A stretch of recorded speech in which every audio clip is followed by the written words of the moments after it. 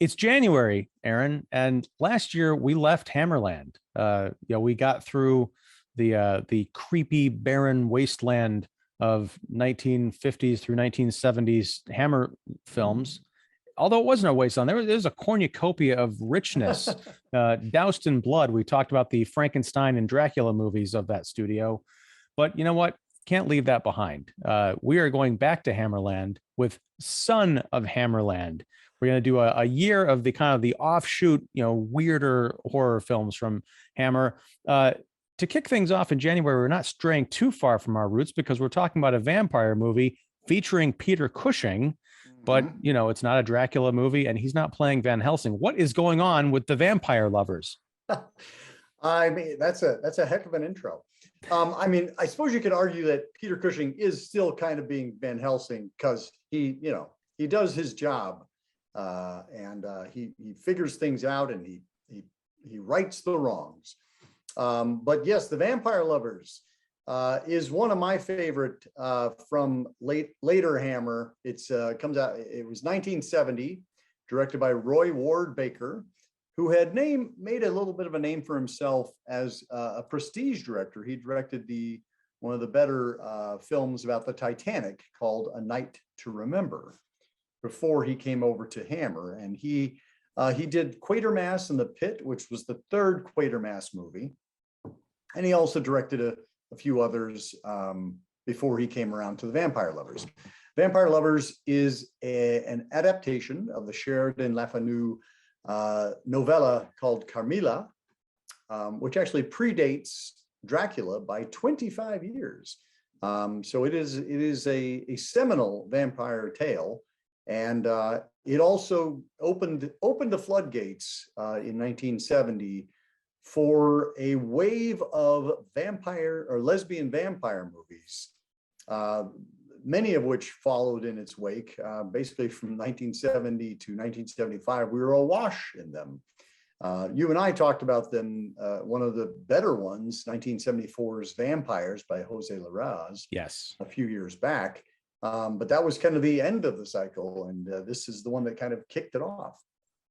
Yeah, and we're going to talk about some of the special features in the new Scream Factory Blu-ray in another segment. I do have to show this cover. This is the reverse cover, not the sort of modern one. This is the exploitation cover. And as you can see here, if you can see it, there's a guy chained up to a basement with these blue-skinned ravenous vampiresses getting ready to feast.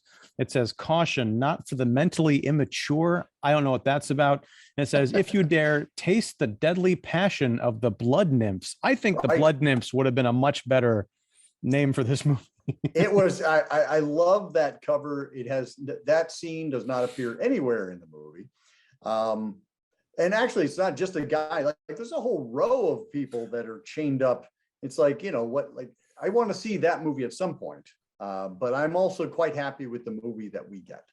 Yes. I am happy-ish with the movie that we get. I don't know quite what I was expecting. I feel like this is another one of those movies that I'm going to have to watch again, especially, and again, we'll talk about these features, but watching the extra material and the context of the period during which this movie was made, I watched all that stuff after I sat through the film the first time. So it's one of those movies that I feel like is more important than it is entertaining, just for me. It's strange because there's an awful lot of, it's almost like the vampire house visit movie. There's an awful lot of visiting people in bed and, just like hanging out in houses and lots of dreams. It's a strange, very strange movie. But why don't you kick it off by telling us what this movie's about? My brief synopsis it takes place in kind of the late 18th century in the Austrian province of Styria. And it begins with General Spielsdorf, which is Peter Cushing. He's holding a ball to celebrate the birthday of his daughter, Laura. And his old friend, the Countess, wanders in. She takes him up on the invitation with her daughter in tow, her daughter named Marcilla. And then the Countess is called away by a mysterious man in black, who we'll talk more about later. Yeah. She's called away to attend to a sick friend, and the general is kind enough to take Marcilla in, and she and Laura become fast friends until Laura starts getting sick. Coincidence? Perhaps. But she's having nightmares of being smothered by a big gray cat, and then she dies. She's got bite marks on her breasts, and Marcilla has disappeared. And then, well, wait a minute. The neighbor down the way, Roger Morton, comes across the aftermath of a carriage accident and takes in the passenger who looks a lot like Marcilla, but she's calling herself Carmilla now. And his daughter, Emma, who's played by Madeline Smith, is soon under Marcilla / Carmilla / Marsala, Marsala la la la la. She does a lot of anagrams, but she is now under the spell, and it's like, uh-oh, are we gonna have this all happen again? In the meanwhile, the general is finding out, wait a minute, my friend Baron Hartog, he talked about this at one point, and there's this ancient family of vampires called the Karnsteins, and he begins to put 2 and 2 fangs together.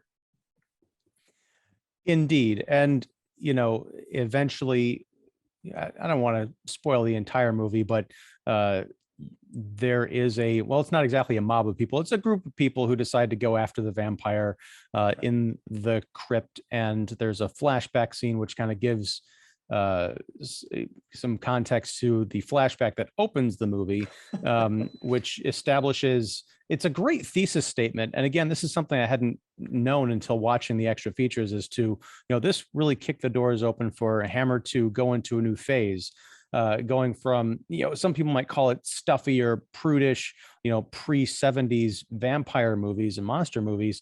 I call them classy. The opening scene of this movie is there's a guy who's kind of like, I guess, stalking a vampire and, narrating the idea of like the death shroud. They can't go back to their crypt without it. He steals this death shroud from this vampiress who manifests and attacks him. She kind of embraces him, but touches the cross that he's wearing around his chest, but not just, touching the cross. Her full-on naked boob like subtly brushes up against this cross, and then she bears her fangs, and he decapitates her. There's a lot of flesh in this movie, and I could, on the one hand, I want to be impressed with the kind of the progressiveness of this story, but also butts up against the exploitation of the people who made the film, because they felt they wanted to be in step with, what modern audiences wanted from horror and exploitation. But yeah, there's a lot of butting of those ideological heads throughout the film. I'm not quite sure how I feel about it still after watching it, yesterday. Well, I feel like, absolutely, all of that, what you say is true. That there's this vestige of kind of the classiness that Hammer had become known for. It's a rather handsome production.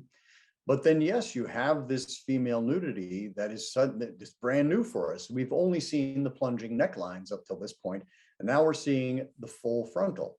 Well, we don't get to see the full frontal because this is the cut version on the Shout Factory. When Ingrid Pitt stands up, we haven't said Ingrid Pitt. Ingrid Pitt plays Carmilla, Marcilla, etc. And when Ingrid Pitt stands up from the bath, we actually got to see everything, and then she turns. And right now we get to see her standing, cut, then we come back to her having turned. What the hell, Shout Factory? What are you doing to us? Not that I want to see it. That was the version that was released, and the uncut version was released in other markets, but I don't think it's ever been released in its full uncut form in the US yet, and continues not to be.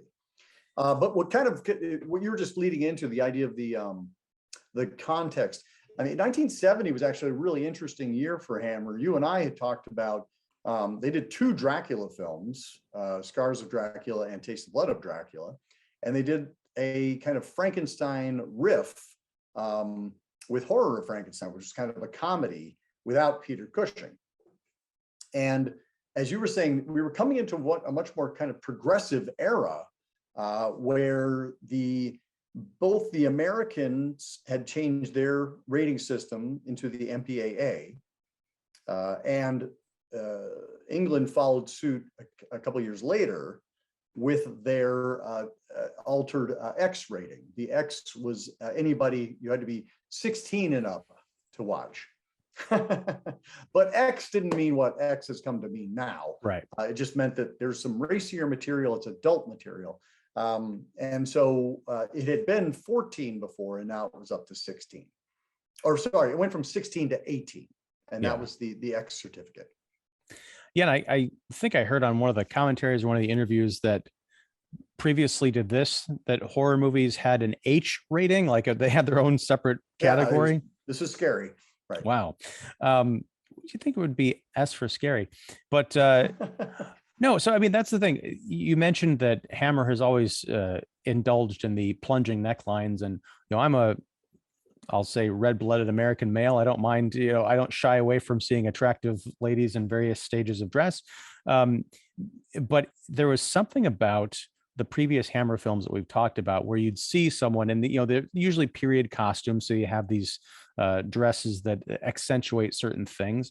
There's something about that being left up to the imagination that when I see the same thing, because it's not a skin fest in The Vampire Lovers, but we do get to see nudity. It's just that when we're not seeing nudity, but we're seeing the women in these, kind of bosomly dresses, I don't know if they were doing this in the other films, but it seems like in this one, they are shoving themselves, like the camera is like right down in there, or they're shoving themselves into the screen. And I don't know if that's just, I'm making that correlation because we see a lot of other stuff in the same film, or if Hammer had always been doing that, or if this is, the new management or the new producers coming in and saying, yeah, we gotta give everyone their money's worth. I would say it's probably yes. And I mean, Hammer had kind of dealt in, that was the whole Hammer glamour, was putting their actresses in these plunging necklines and diaphanous gowns and fur bikinis. I mean, 1 million BC with Raquel Welch had only been, a few years before. So I think that was always a factor they were exploiting.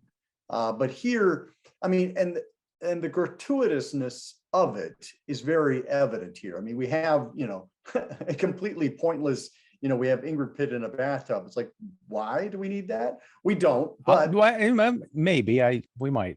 I mean, but I'm certainly, I am an Ingrid Pitt, fan, and I love seeing Ingrid Pitt in the bathtub. I love seeing her chase Madeline Steele around the room. Like that whole scene is just delightful to me, but for completely other reasons than anything that would be critically based. I think that's what I'm hitting up against, because I think the story between Carmilla, Marcilla, and Emma, who's her kind of new fascination, the lovely Madeline Smith, who she looks like the personification of a Disney princess, like a cartoon come to life. I mean, she's so beautiful and so innocent looking that it's a great contrast to Ingrid Pitt, who has a much older, well, she was, I think she was 33 when she made this, but she still had an older presence to her.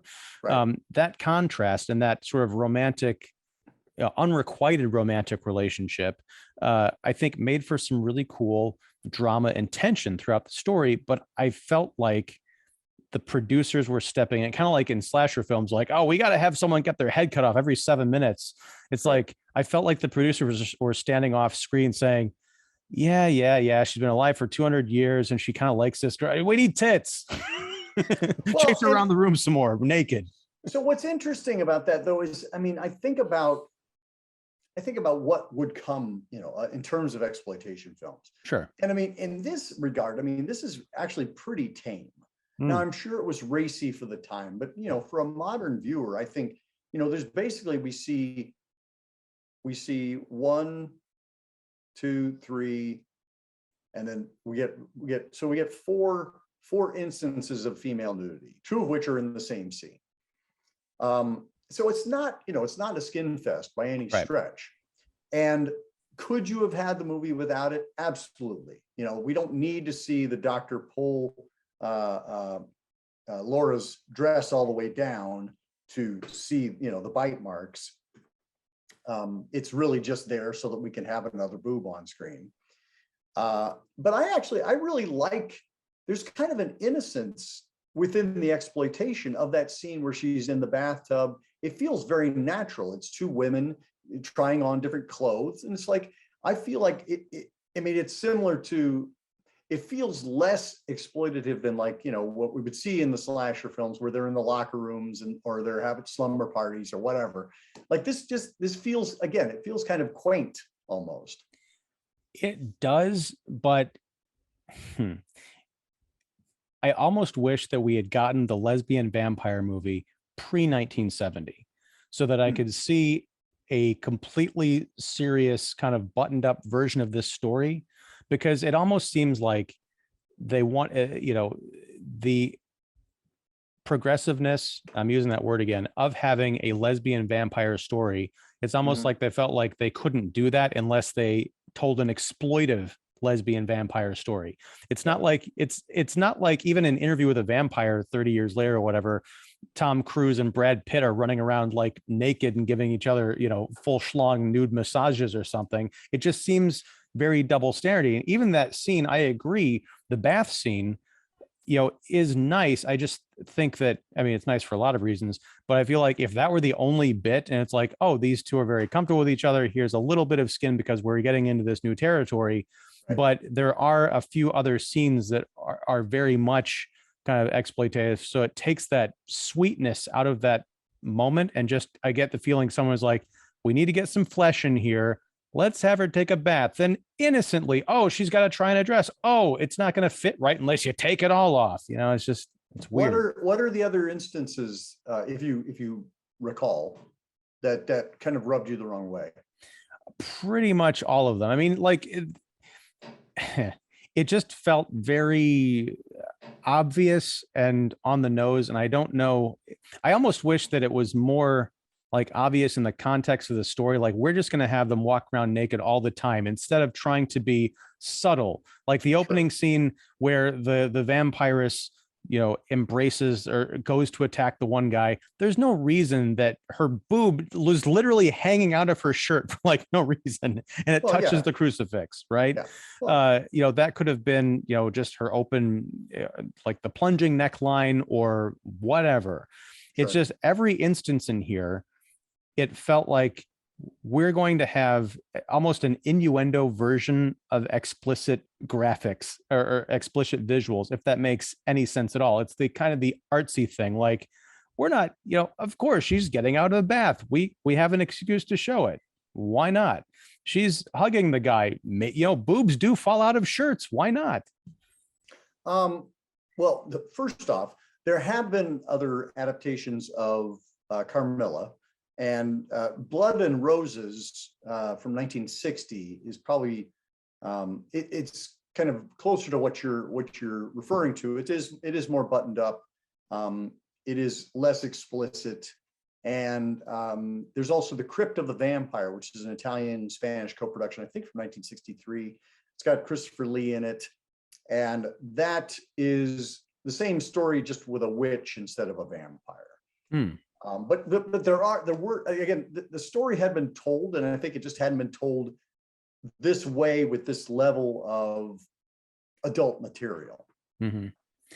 Yeah, but Hammer was struggling at this point. I mean, the Frankensteins and the Draculas, we're talking 1970. So in context, we've got Rosemary's Baby and Night of the Living Dead have both just come out in 1968, and both of which kind of like sparked the MPAA to create its new rating system, because, you know, kids were wandering into Night of the Living Dead. I mean, Roger Ebert writes a really big essay about, you know, like how he was sitting there watching these kids to be traumatized.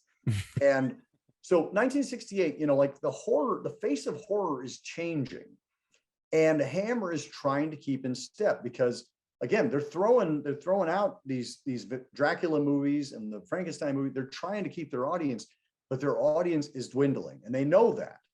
And they pair up with, for the one and only time, they pair up with the other big purveyor of horror films at the time, AIP, American International Pictures. This is the only time the two work together. And, you know, it seems like it should have been a marriage made in heaven. And for me, I mean, I really like what they do. Like AIP is the one who came up with that crazy poster, you know, that exploit. They knew how to exploit. And Hammer, you know, like was like, we're getting into the exploitation game. Would somebody hold our hands and take us through it? And AIP was the perfect dance partner for them.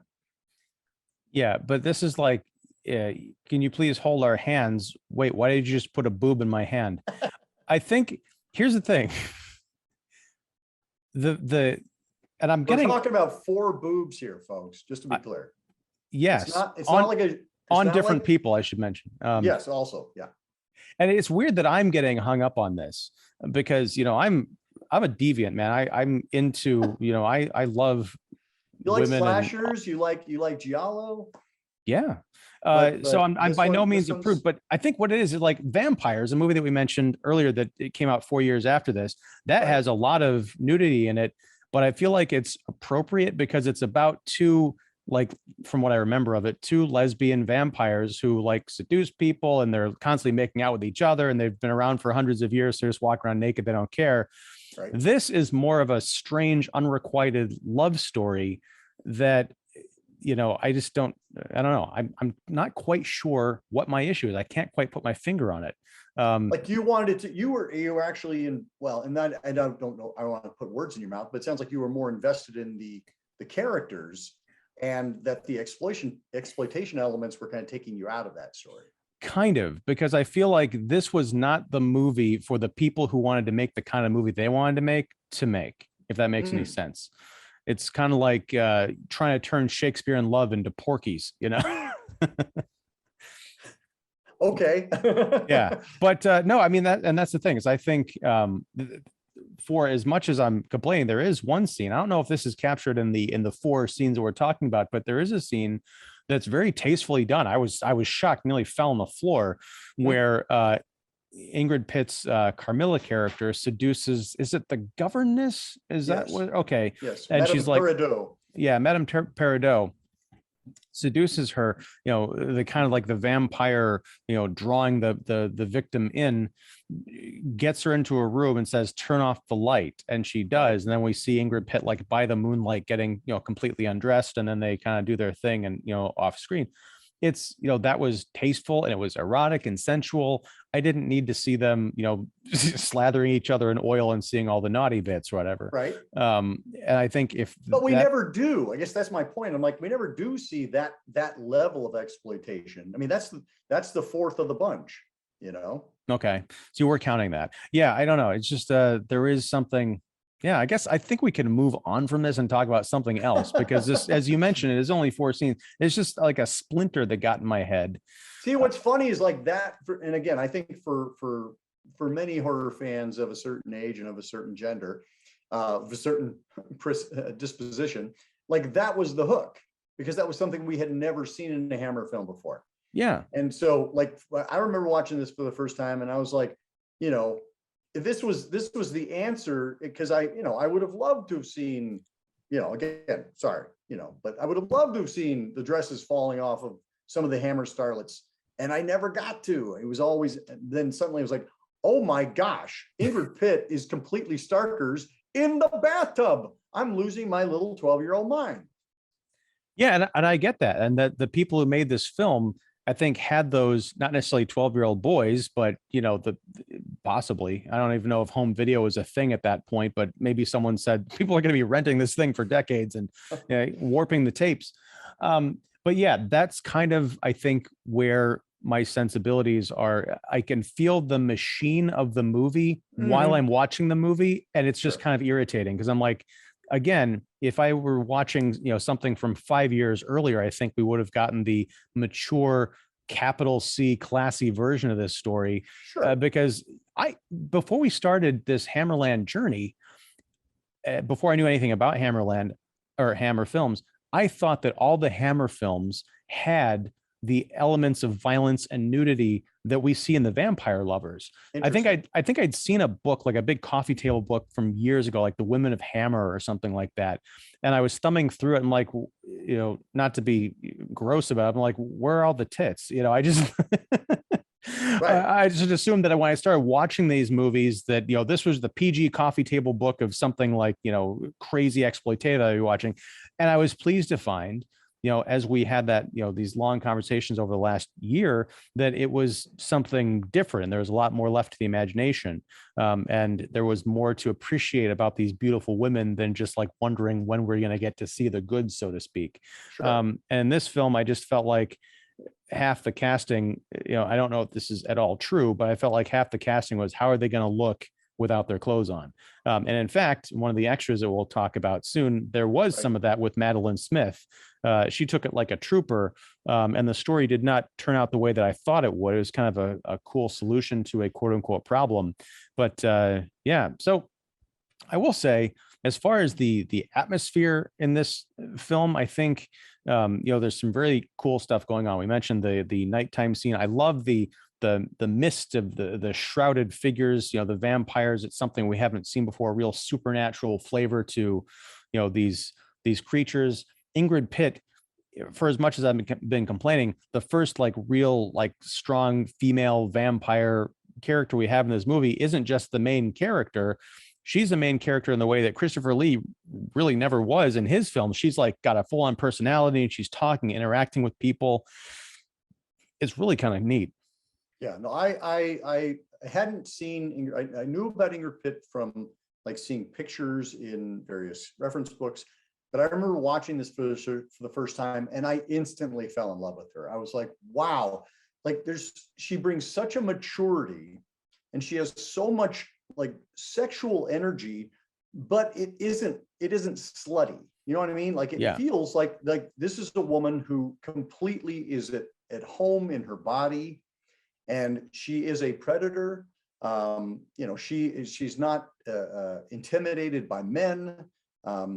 It's just like, I think it's just an extraordinary performance, and it was really kind of, I don't know that she ever got the opportunity to shine as brightly as she does here. She went on to play the title role in Countess Dracula for Hammer, and then she also did some supporting roles in Amicus's The House That Dripped Blood and The Wicker Man. But this is like her showcase. It's like the perfect, I think one of the commenters says that, it's the perfect marriage of character and actress. Like she brings exactly the right kind of exotic quality to this, 100-year-old vampire. But there's also, I mean, as you said, there's a lot of notes being played. She is not kind of the monolith that Christopher Lee is. Christopher Lee is like, he is Dracula full on capital D. And Ingrid Pitt's Carmilla is such a nuanced character. Like you get to see so many different colors and so many different flavors throughout her performance, ranging from, flirtation to sorrow to rage to bloodlust. And it just flows so naturally. I think she's wonderful. I think she's completely, like, this made her a star for Hammer fans in a way that, it took Christopher Lee, like 7 vampire films, and, Peter Cushing, all these Frankensteins. Like she has done this one specific role, and she is beloved by a generation. And I don't know if this goes back to the novella or what. From what I understand, the screenplay was pretty faithful, except perhaps moving around some of the timeline, bits Right. to make it more linear.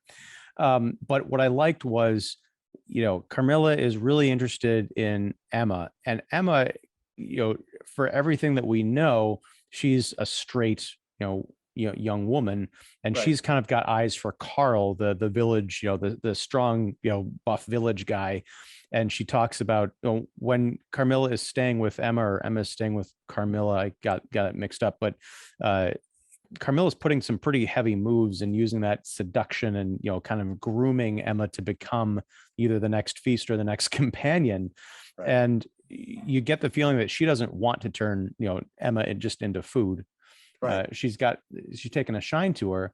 But then when Emma's like, oh, Carl is so great, and I hope he shows up, Carmilla doesn't fight that really. She's going to keep going on her way, but she doesn't try and convince Emma that to be something that she's not. Towards the end of the film, when Carl does swoop in and kind of save the day, there's no, I feel like a lesser movie, Carmilla would have struck out and gone on a murderous rampage. There would have been like some big confrontation between the two women, but there's a maturity to the storytelling that I really appreciate. And a lot of that, I think, is inherent in the visual dignity of Ingrid Pitt. Yeah, I agree. And Roy Ward Baker, he runs a really tight ship. I mean, I think he does a really nice job of kind of taking us through the paces. It's wonderfully like the production design. I was just going to comment on that. Like Scott McGregor handled that. Bernard Robinson, who used to do all of the production design, he had stepped out by this point, and so this was one of Scott McGregor's first attempts, and he became kind of a regular for Hammer. But you mentioned something that because this vampire does a few things differently than we've seen before, and I like kind of hang out in the sun. I was gonna say, I like how like we're kind of, it's rather daring, what Tudor Gates, the screenwriter, she can move around in the daylight. She does say she prefers the shade, but she can move around the daylight. She drinks wine. She casts a reflection in the mirror, but she's also repelled by garlic and crosses. So it's kind of like a little bit of the old, but a little bit of a twist on it. And I love the fact that yes, she has this way of kind of like, if she finds a female that she likes, a female companion, she does a slow kind of like drip off of them by biting their breasts. Whereas when she goes out for her nightly feed, she just like goes right for the jugular. And she primarily feeds on young women. I would say she feeds on young women and she murders men, with the bite. Yeah. And I think it is weird because her technique seems to vary, because when she goes after, there was Renton, who was sort of the houseman for the place that she was staying in, Emma's house. Yeah, it's Emma's house. Okay. It's very clever because I can't remember. There's so many like characters in here with so many like weird names. I can't keep them straight. The old priestly looking guy, who I think it was the person we see in the very beginning of the film, and then later he shows up as an older character, right? Right. Yeah. He orders the maid of the house to, well, he puts I think a crucifix on Emma's body, and then orders garlic flowers to be placed around the room. And Carmilla goes into basically that's the doctor. Is that the doctor? Okay. Yeah. Carmilla goes in to get her nightly nip, no pun intended, and or maybe pun intended. It is now. Right. But she goes in there and she sees this garlic all over the place. And I think she talks to the maid first, and the maid won't do it because she's under orders from the doctor. And then she goes to Renton and then puts him under the spell and has him go to the maid because he's like next on the hierarchy of the house. So there's some great politics in here. And then, of course, he goes and says, "Get these out of here." And then the maid moves them. And then Carmilla's next move is to seduce Renton to get him into the bedroom, and she offs him, by making out and then, just like banging him. That seems to go really quickly as opposed to some of these other attacks where maybe it is she can kill people really quickly, but with the women, she likes to take her time. Well, and that's the thing. Like, I think that had been my party line before, that she takes her time, but she goes out and just kills women, like that's her main MO is to murder young women. That's what she likes to feed off of. Mm-hmm.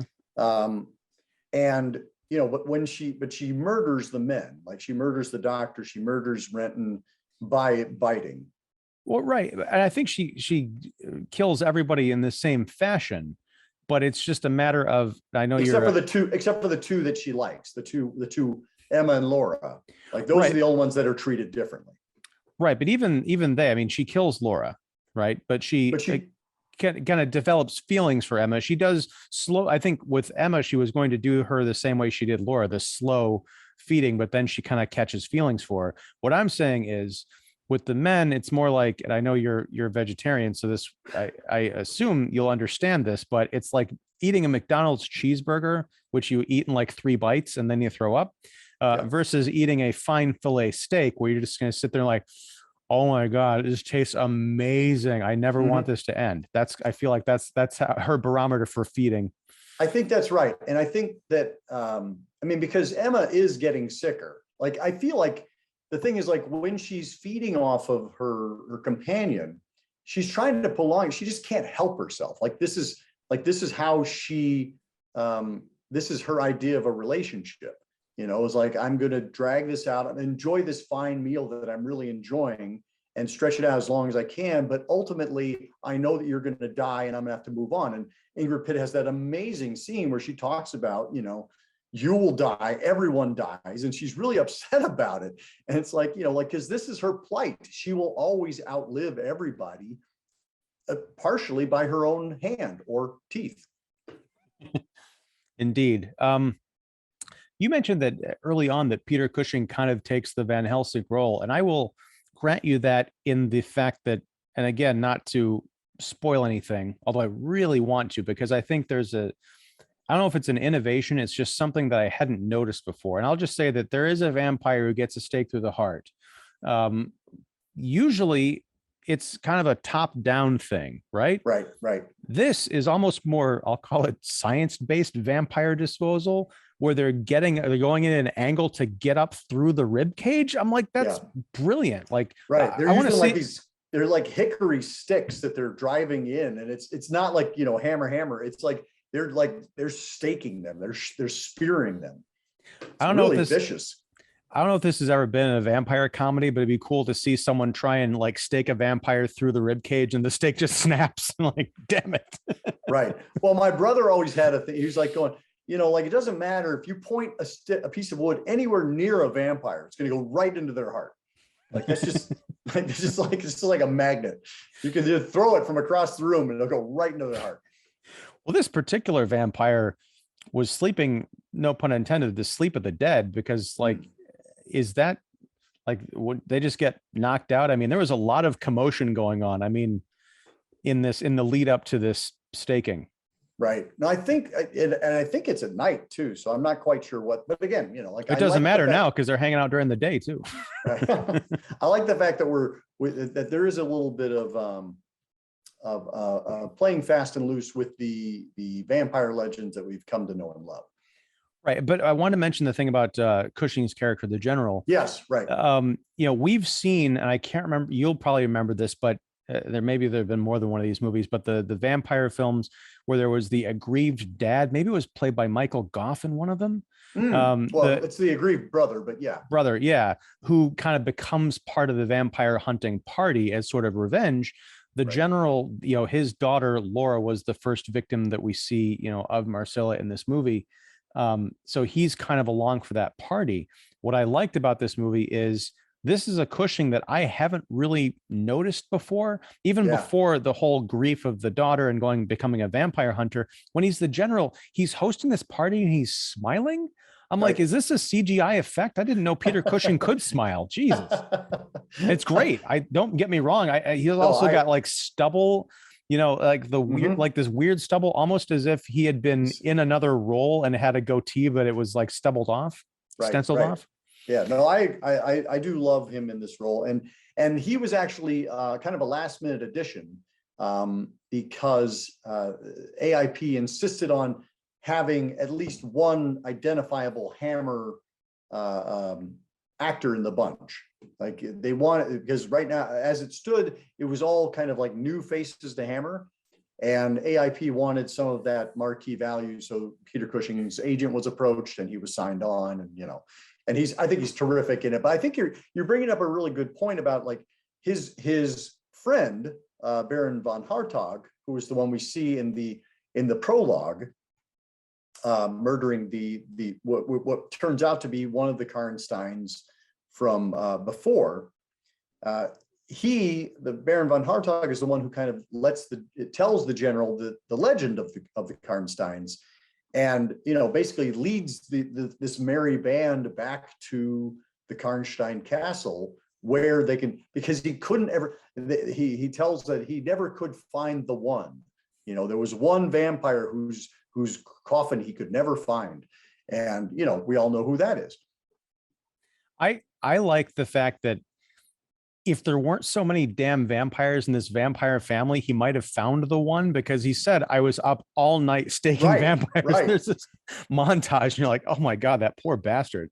On top of the fear of maybe one of these things waking up, it's just got to be creepy and kind of demoralizing, because even though they're ghouls and stuff, they're still kind of, looks like you're stabbing a person to death. Yeah. But yeah, just I love that element of the backstory. See, there's all these great ideas that if this movie had just been a quote unquote regular pre-1970 Hammer film, I think it would have been just about perfect.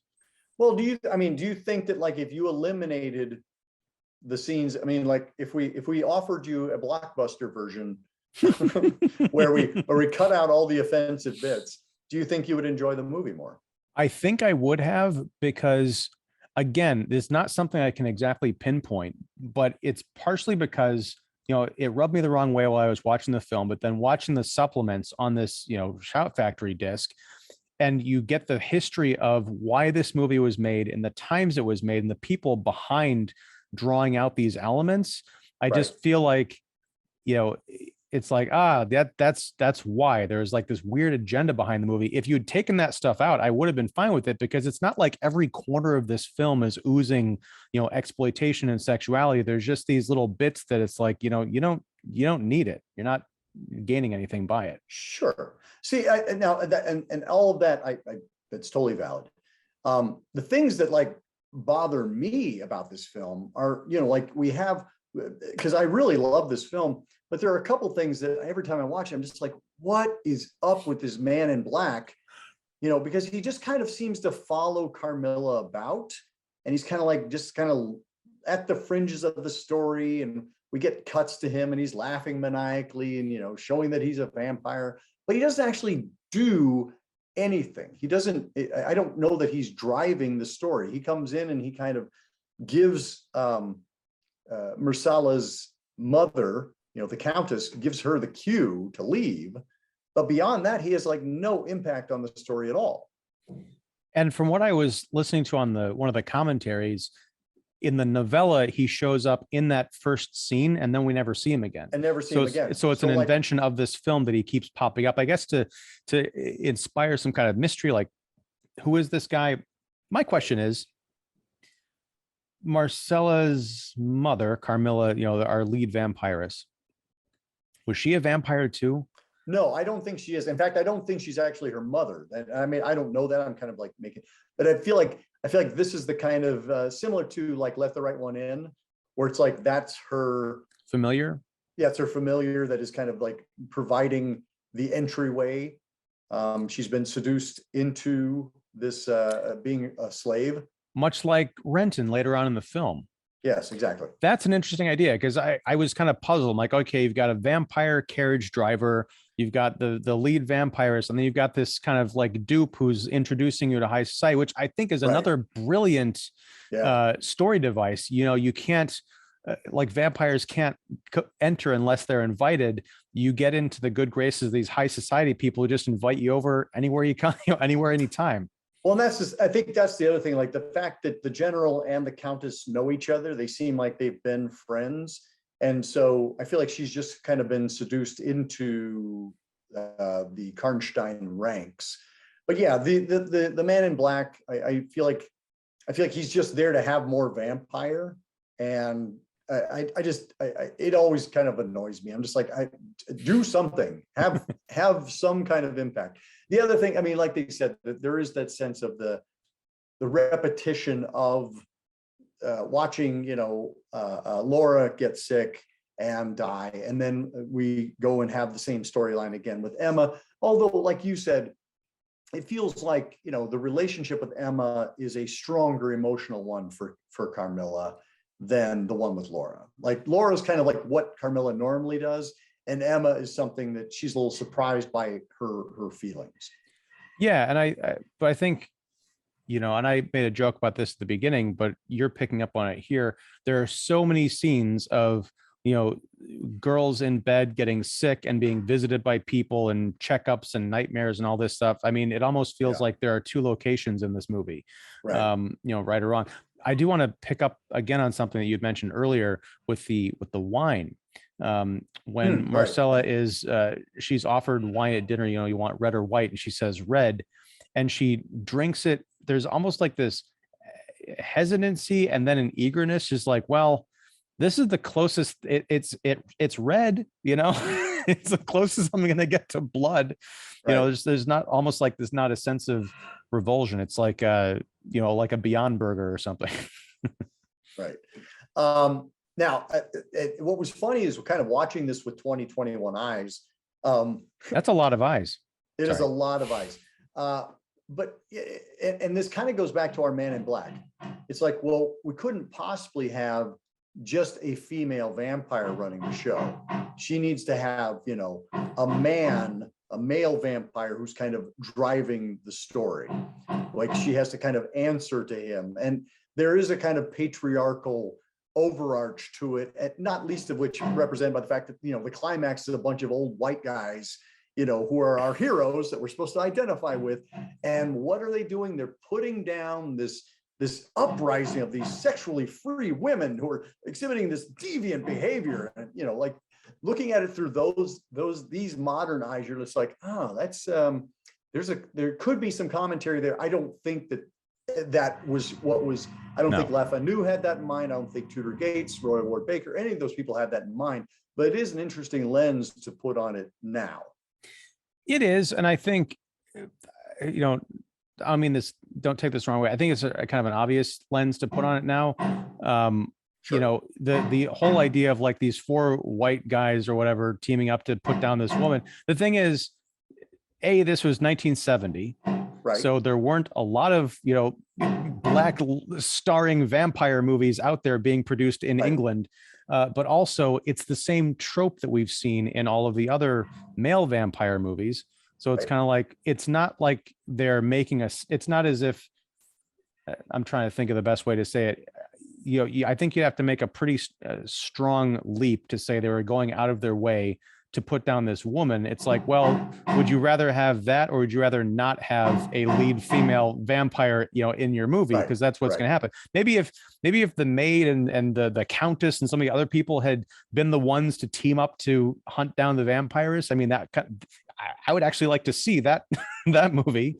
Right. And then as far as the driver, I had heard that argument too, but I don't get the sense of a patriarchal hierarchy, because I mean, he drives the carriage, he pops up, kind of like in random scenes to just sit there and laugh sitting on his horse. Right. And he tells the familiar when it's time to go. Right. I don't see that as being a leadership position. I see that as almost being the help. But there's a little bit of puppet master going on in that it keeps we keep kind of looking back to him. We see Carmilla looking to him and him kind of commenting on each. So he's either a chorus or a puppet master. And I'm not sure where. Again, I would love I'd love it if that character was a little more clear. And I apologize, like my radiators are exploding over here. So that's the noise you're hearing in the background. I thought someone was getting staked in your apartment. I was going to say, can you turn the camera around, please? It's pretty exciting over here. I don't know if we're going to go overlook here in a second. Just the hotel, everything's just going to blow. Nice. Yeah, it is, again, it's one of those Hammer films. We've kind of talked about these in some of the Dracula and Frankenstein ones. I'm surprised that more modern films haven't ripped off the seeds that were planted in this one. I would love to see a modern day, lesbian vampire movie, sure, even with nudity or whatever, because I don't know, the sensibilities now seem to have kind of shifted back where there's not a whole lot of sexual exploitation, at least in mainstream films. Right. So maybe it's about time we get a pre-1970 style Hammer film made in 2022 that's all about the story and the romance, the engagement, the betrayal, and some of these, all female Van Helsings, going on this crusade. Well, and you did. I mean, I kind of alluded to this earlier, but I'm going to give you a couple list of folks list of films that were inspired by this one. Just Franco's Vampiros Lesbos and Bare-Breasted Contessa, aka Female Vampire. Jean Roland from France. Those don't sound very progressive, by the way. They're not. These are not progressive. These are what was inspired. And I agree, it would be nice. But like, like these are some of the, Jean Rollin was a filmmaker in France, and he actually, he had done nude female vampires in 1968 and 1970, predating Vampire Lovers, but he didn't have the same kind of worldwide brand appeal. So we have to give him props for having gotten there first, even though I can't say that he really inspired this movement. But he was certainly pushing up against the edge. Daughters of Darkness is another one from 1971. Blood Spattered Bride, and The Shiver of the Vampires, also by Jean Rollin. And then Vampires, the Jose Larraz film that we did. Like all of these, all of these films were, the floodgates opened, and we saw just people were like, oh, we like female lesbian vampires. This is good. We should have more of these. Well, yeah, I mean, it's cool to watch a trendsetter. But yeah, again, this is something I'm going to revisit. And either I'm going to not be bothered by the things we've talked about, because I think this has been a very helpful conversation for me, or it's going to just annoy the piss out of me even more. I don't know. We're talking about the pit and the pendulum. It could swing either way. Ingrid Pitt and the pendulum. Yes, exactly. Yeah, this has been, I think, a great way to kick off Son of Hammerland, or maybe it should be Daughter of Hammerland. Why am I so sexist? Daughter of Hammerland. I don't know. Too bad. I've already made the title art. Of course, it could be Husband of Hammerland, which would indicate that Hammerland was female all along. Not necessarily. That's also not true. That's right. Yes, it's 2022. Gender's not a thing anymore anyway. So. All right, man. Well, thank you very much for talking with me about this. We got to figure out we don't have a roster of films. I got to get on it, and we got to collaborate and find out how we're talking about the rest of the year. But I'm very excited to look at some of these, what I'll call off-brand horror films, not the Draculas, not the Frankensteins, but some of the other dark corners, like the Gorgon, which we talked about during Scarathon last year. I thought was amazing. And yeah. So, all right, we'll figure something out, and we're going to talk about some of the extra features on that Shout Factory disc in a separate segment. So check the link down below. Eventually, it's not going to come out at the same time as this episode, but it will be out. So thank you, Aaron Christensen of Horror 101 with Dr. AC. Also check the description for links to his stuff, including his review of The Vampire Lovers. And if you like this content, please like and subscribe to the Kicking the Seat YouTube channel. Be sure and follow Aaron over on Horror 101 with Dr. AC. And till next time, sometime next month, this has been Son of Hammerland, episode 1. Thanks and take care. Thanks, everybody. Bye. Bye.